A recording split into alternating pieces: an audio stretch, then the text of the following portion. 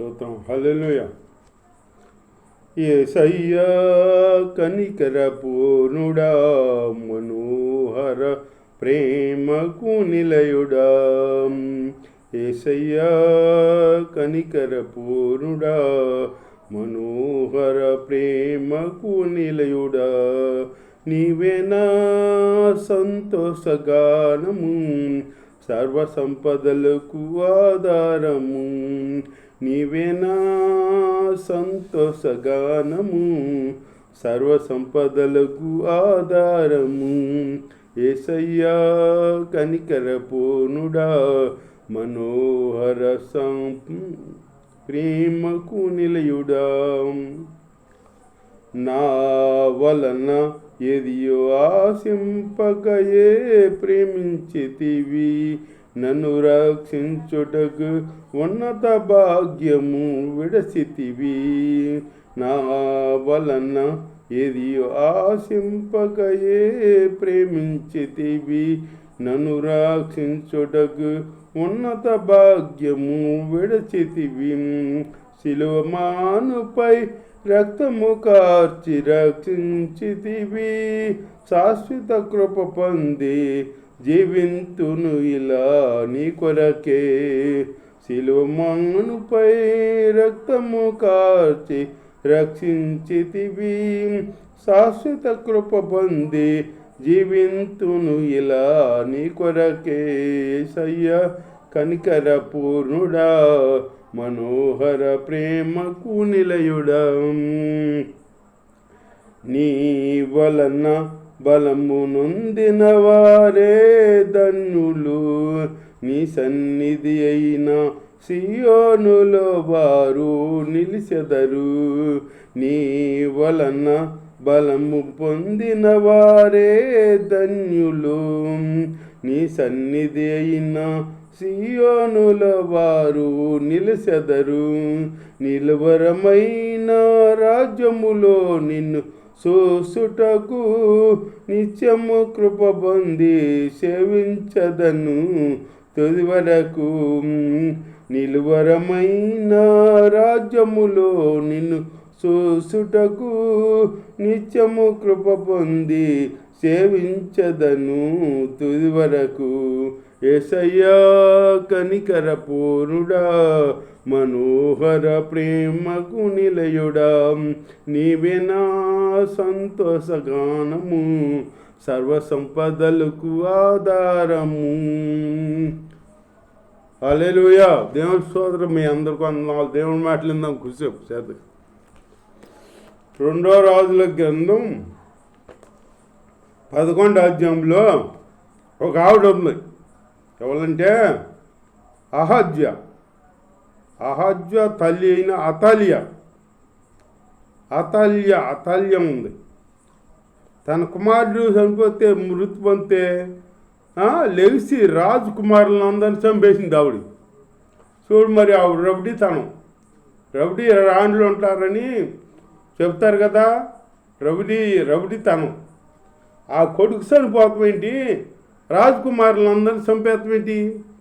ఆ రాజ్యము వాళ్ళ చేతిలో నుంచి వెళ్ళకుండా వాళ్ళే పరిపాలించాలని చెప్పేసి అతాలియ రాజకుమారులందరూ చంపించేసిందన్నమాట. చూడు మరి ఆవిడ దౌర్జన్యం. దేవుడి స్తోత్రం. అట్లాంటి వాళ్ళకే ఎవరో ఎదురవుతారు, అప్పుడు అది కుక్క వస్తుంది. అట్లాంటి వాళ్ళు ఉంటారు.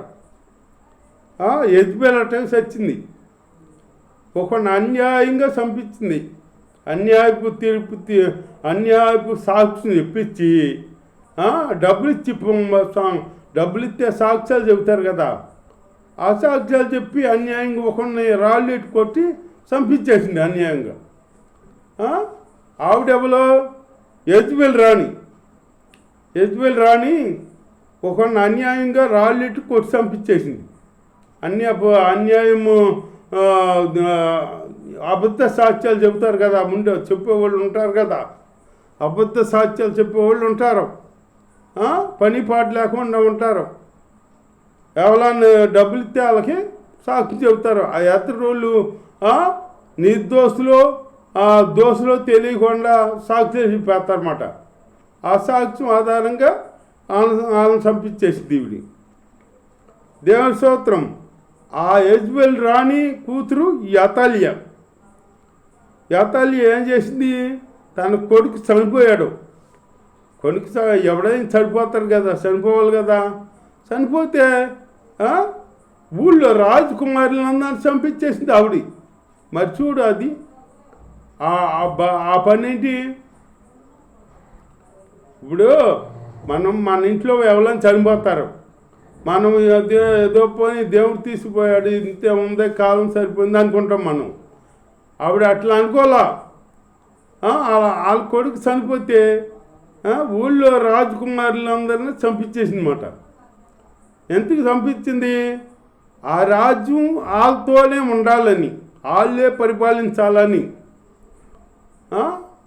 యెజబెల్ రాణి ఒక రౌడీ రాణి అంటే ఇదో, ఈ యెజబెల్ రాణి కూతురు అతాలియా, ఈవిడ ఒక రౌడీ రాణి.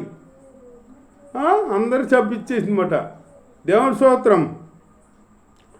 చంపించేస్తే ఒక అతను ఉన్నాడు,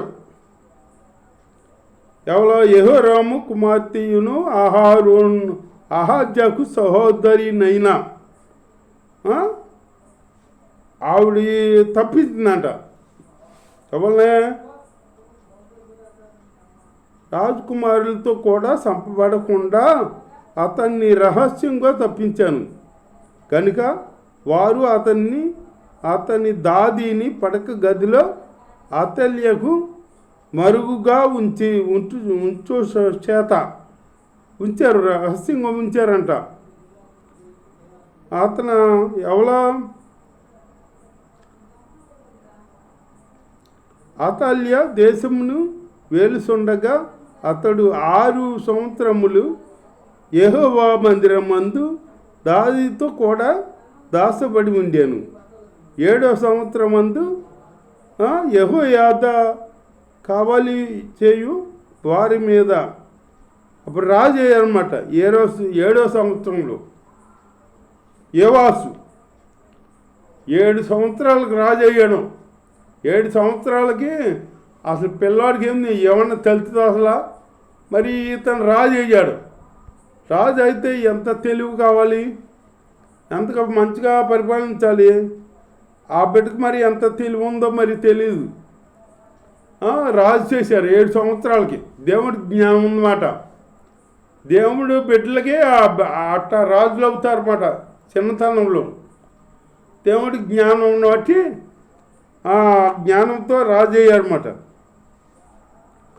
రాజు అయ్యి ఎవరో ఈ ఆవాసు ఎవరంటే దావీదు సంతానంలో అయినా, దావీదు సంతానంలో అందరినీ అతాలియా చంపించేసింది రాజకుమారుల్ని.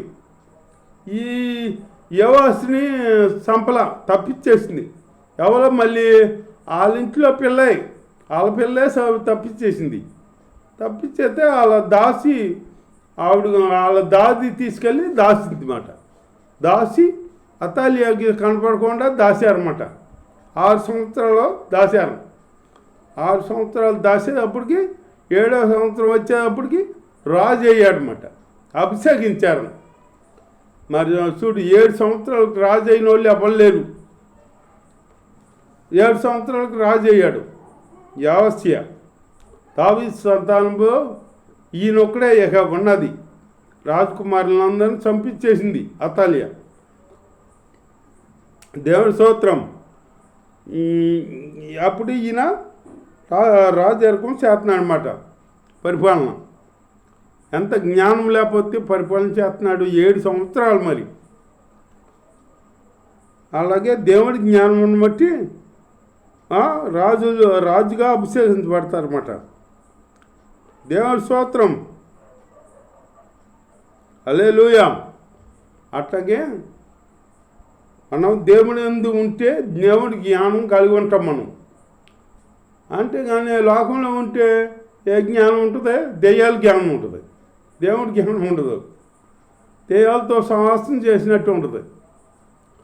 దెయ్యం వచ్చి మరి అంటే చర్చికి వచ్చేవాళ్ళంట. ఒకలో చర్చికి వస్తారు రోజు వాళ్ళ మీద అర్ధరాత్రి కాడ వచ్చి ఎదురు మీద కూర్చుంటుందంట. ఒకటి వచ్చి కూర్చుంటుందంట, లేచి కూర్చుంటుందట, నిద్ర ఉండదట, ఏముండదంట. ఇక అది వచ్చి కూర్చోగానే ఈవిడ లేచి కూర్చుంటుందట, నిద్ర ఉండదంటే ఏముండదంట. ఇక అదేమిటి దెయ్యం వచ్చి కూర్చుంటుందన్నమాట. దెయ్యం వచ్చి కూర్చుండగానే లేచి మోకరించి ప్రార్థన చేయాలి కదా. మోకరించి ప్రార్థన చేస్తే సమస్తం తొలగించబడుతుంది అన్నమాట. ఏసు రక్తానికి ఏది అక్కడ తట్టుకోలేదు, వెళ్ళిపోతాయి. సమస్త వ్యాధులు కూడా కొట్టుకుపోతాయి. మనకున్న ఏసునామం ఇచ్చాడు దేవుడు, గొప్ప గొప్ప దేవుడు మనం ప్రేమించి మనకి ఇచ్చాడనమాట. అది మనం ఉపయోగించకుండా అది దెయ్యం వచ్చి కూర్చుంది కానీ అంటూ కూర్చుంటే ఏమవుద్ది, నిద్ర లేకుండా ఉంటే ఏమవుద్ది, ఆ నిద్ర లేకుంటే రోగం వస్తుంది నీకు. అదే నువ్వు ప్రార్థన చేసావు అనుకో, ప్రార్థన చేసి నువ్వు దేవుడు అందు ఉన్న పెట్టుబడితే నువ్వు ప్రార్థన చేస్తావు. ప్రార్థనకు వచ్చినా కానీ చర్చికి వస్తాం, ఆ కాసేపు వాళ్ళతో కూర్చుంటాం, పాటలు పాడతాం, వాళ్ళతో ఉంటాం, చివరిలో వచ్చేద్దాం అన్నమాట. వాళ్ళు భోజనం ఏదైనా పెడితే తిని వచ్చేద్దాం. ఇక్కడ అట్లాంటి వాళ్ళు ఉన్నారు. అట్లాంటి వాళ్ళు ఉంటే అట్లాంటి వాళ్ళు దెయ్యాలకి దగ్గర ఉంటారు. వాళ్ళు దేవుడికి దగ్గర కాదు, వాళ్ళు దెయ్యాలకు దగ్గర. దెయ్యాలేక ఆడుకుంటాయి, వాళ్ళతో ఆడుకుంటాయి మాట.